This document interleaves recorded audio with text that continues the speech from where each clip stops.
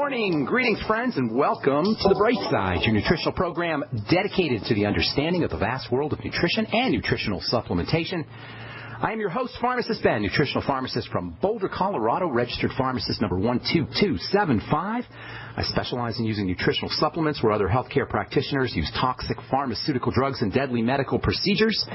If you suspect that there are natural nutritional roads to your health and vitality and well-being and to addressing your health challenges, whatever they may be, but you don't know where to begin, you have come to the right place. As you listen to the Bright Side every day, you are more and more in control of your body, you are more and more knowledgeable, and you know you can overcome any health issue. That is why we are here every day on the Bright Side, helping clear up the sometimes confusing world of nutrition and nutritional supplementation. Over the last 27 years of practicing pharmacy, I have seen drug-free recoveries from diabetes and hypertension and obesity and skin diseases like acne, psoriasis, eczema, rosacea, digestive ailments, autoimmune issues of all kinds, recoveries that by the standards of modern medicine can only be called a miracle. But what is in the world of the body, what is in the world of biology, standard operating procedure, because the human biological system is a healing system, it's a regenerating system. It is designed divinely to heal and renew itself on a moment-to-moment basis. And while some folks may call that healing, regenerating, renewing system a miracle, it really is no miracle at all. It is simply the way the body works.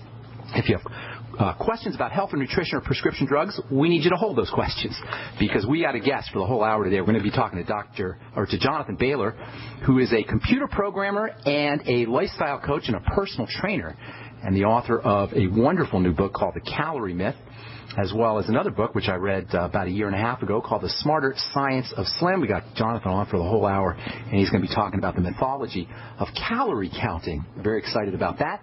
If you want to purchase any of the longevity products that you hear us talk about or advertise in the program, you can head over to brightsideben.com, take a look at our shopping cart, or you can call the Brightside Ben phone team at 866-735-2470. That's 866-735-2470. I want to remind you guys in the Bay Area, I'll be doing a talk in Santa Cruz, California at the Vintage Faith Church on March the 7th, Friday night, March the 7th, 6:30 p.m. Hope to see you all out there. And I also want to remind you to check out my blog, pharmacistben.com, which we update regularly with news stories as well as blog posts. Thank you to my webmaster, Robert Lundgren. All right.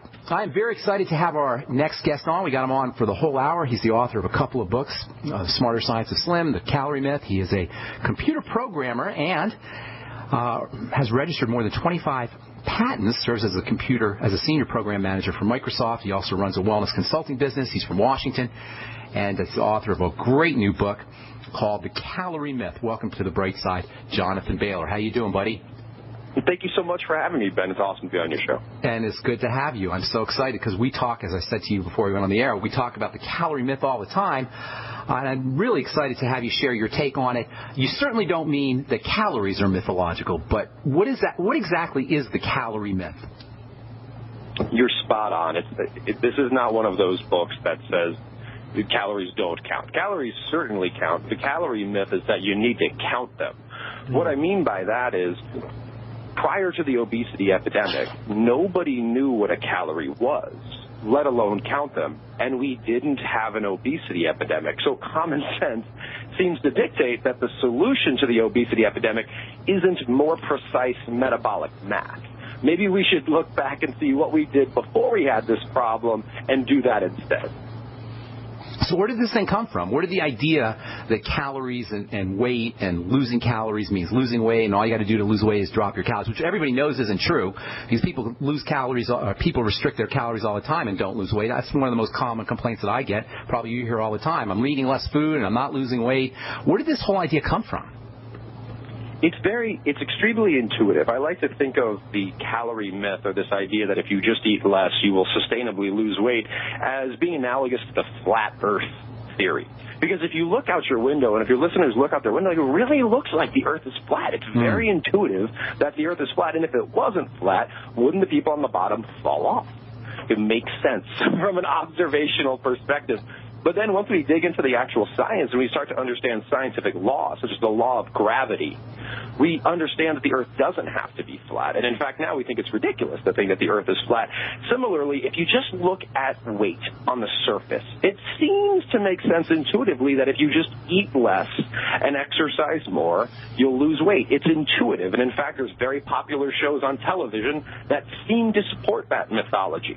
But once you start to understand science, especially modern science versus the theories of 50 years ago, you start to see that the body is, as you've said, it's a dynamic system, and it doesn't want to starve to death. And if you start to try to starve it, it's going to counteract your compensate. So exactly. So instead of trying to fight your body through starvation, which is horribly unhealthy, instead we need to facilitate your body to heal itself, as you talk about so well on your show. Now, what about density? What about nutritional density as opposed to just calories? Where does that fit in? It's hugely important. Calories in and of themselves are agnostic. They're not good or bad. If I were to say, here's 200 calories, is that good or bad? I mean, all things being equal, it's good, because if you ate no calories, you would die of starvation. But we have to look deeper. We have to say what comes along with those calories. This is the fundamental problem with the calorie mythology, is it ignores everything else. Everything else. In the calorie mythology, popular food manufacturers will have billboards saying that their soda isn't bad for you because it only contains 140 calories. So a Twinkie's like 20 calories or 30 calories. That's good food based on this calorie counting concept. Exactly, but we all know, especially from a pharmacological perspective, that calories, I mean, for example, heroin doesn't have any calories in it. That doesn't mean it's good for you. Well, you lose weight on it, apparently. And so, no, I understand your point is well taken, but you know what, Jonathan, why don't we talk about what exactly a calorie is and how once you define what a calorie is, talk about how the body processes that calorie. The calorie is just a measure of energy. So certainly if you overfuel your body, if you consistently eat 10,000 calories of butter per day, you will gain fat. The good news is that nobody does that, and no one will do that. And it's analogous to saying, if you pour a kiddie pool full of water into your sink, will your sink overflow? Yes, it will. The good news is that no one pours an entire kiddie pool full of water into their sink. If you put water in a sink, it might rise temporarily, but it'll fall automatically. So calories are like water to our metabolic sink. They're something we need. They're what we are meant to eat. They're fuel for us. They're like gasoline for our car's fuel tank. But they're just a measure of the quantity of energy. That's it. They're a measure of one thing that you put into your body. There are hundreds of thousands of other things that come in along with those calories, but if all you think about is calories, you will ignore all of them, and you will end up in the big fat obesity and diabetes epidemic that we have today. Do we have a shut-off point for calories? I mean, can the body read calories and then shut off appetite based on just the amount of calories that are coming in, or is the satiety or satisfaction centers, are they keyed more into nutrition or nutrients? It's both.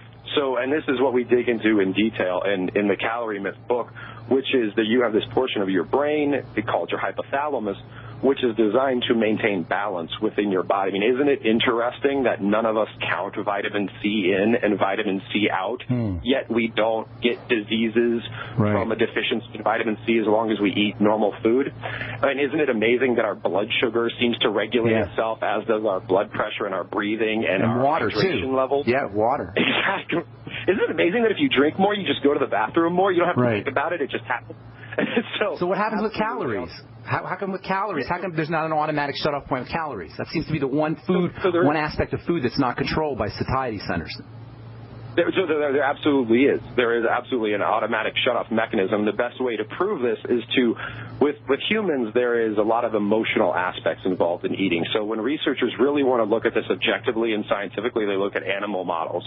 So if you look at like a rat, for example, a rat doesn't emotionally eat, but its brain is quite similar to us from a genetic level. Hang tight. We got to take a break. Jonathan. But I want do animals eat more when they're under stress? And don't answer now. I want to address that when we come back from our break. We're talking to Jonathan Baylor, author of The Calorie Myth, as well as The Smarter Science of Slim. I'm Pharmacist Ben. You're listening to The Bright Side on the Genesis Communication Network. We'll be back right after this.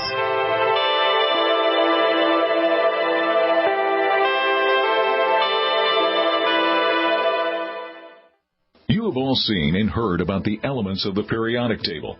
These elements are the building blocks of everything in the universe. You, my friends, are made from these elements. A shortage of any of these important trace elements can lead to disease. Go with the science and take the Lady Talk Health Challenge and get all 90 essential trace elements with a healthy start pack at LadyTalkLive.com. Or call 855-333-LADY. That's 855-333-5239. Research shows it's not just what you put in your body that counts, it's what you put on it as well. Why not use an all-natural, healthy mineral-based makeup that actually benefits your skin? Once you experience the airiness and flawless coverage of Longevity mineral makeup, you will never use anything else. With Longevity, the perception of your complexion will be natural perfection. Animal-friendly mineral makeup at Mary Lou Health. That's MARILU Health.com. Or call 855-321-HEALTH.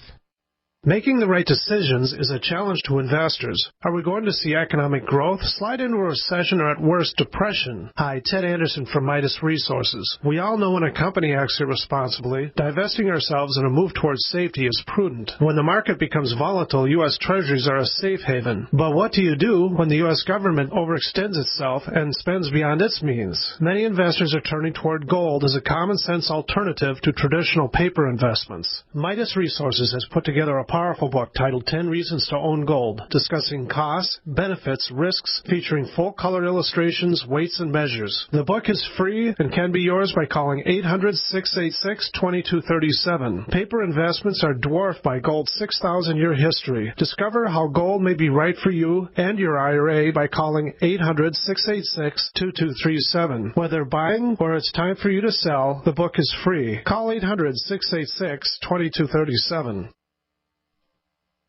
We all know that Berkey Water Purification Systems are the most trusted name in water filtration. As an authorized Berkey dealer for over 6 years and serving thousands of satisfied customers, the Berkey Guy offers amazing specials for Berkey Water Filtration Systems. The Berkey Light Systems include a set of self-sterilizing and recleanable black purification elements that purify water by removing chlorine, pathogenic bacteria, cysts, and parasites to non-detectable levels and remove harmful chemicals such as herbicides and pesticides. Order the Berkey Light System today, complete with 2 black Berkey elements for only $231, and the Berkey Guy will ship your order free of charge. With the purchase of a Berkey Light, the Berkey Guy is also offering a set of fluoride and arsenic filters for only $39.99. That's over 30% off the retail price. Call the Berkey Guy at 1-877-886-3653. That's 1-877-886-3653. Or order online at GoBerkey.com. That's GoBerkey.com today. Now you can get the same survival food U.S. Special Forces use on their toughest field missions. High-protein, high-energy, freeze-dried foods known as long-range patrol rations, or LRPs. Soldiers love LRP rations. They're lightweight and easy to carry. Easy to prepare by just adding water. Easy to enjoy because they taste great. Civilians love LRPs as a solution for emergency preparedness and recreational activities with limited storage space, such as hiking, climbing, sailing, or RV travel. Veteran-owned Freeze Dry Guy is your exclusive source for this 2013 U.S. military overrun. Long on nutrition, these delicious entrees have a long shelf life, lasting decades. But this rare opportunity, this limited supply, will not last long. You have to act now. Call 866-404-3663, 866-404-FOOD, or log on now to freezedryguy.com, freezedryguy.com. Free from the shackles of corporate America, we're the place for independent thinkers. GCN. All right, we are back on the bright side talking to Jonathan Baylor, author of The Calorie Myth, as well as The Smarter Science of Slim. Jonathan's website is caloriemythbook.com. Do you have another website, Jonathan? I do. The SmarterScientistSlim.com, but stick with CalorieMythBook.com. It's going to be your best resource. CalorieMythBook.com. Tons of YouTube videos I noticed up.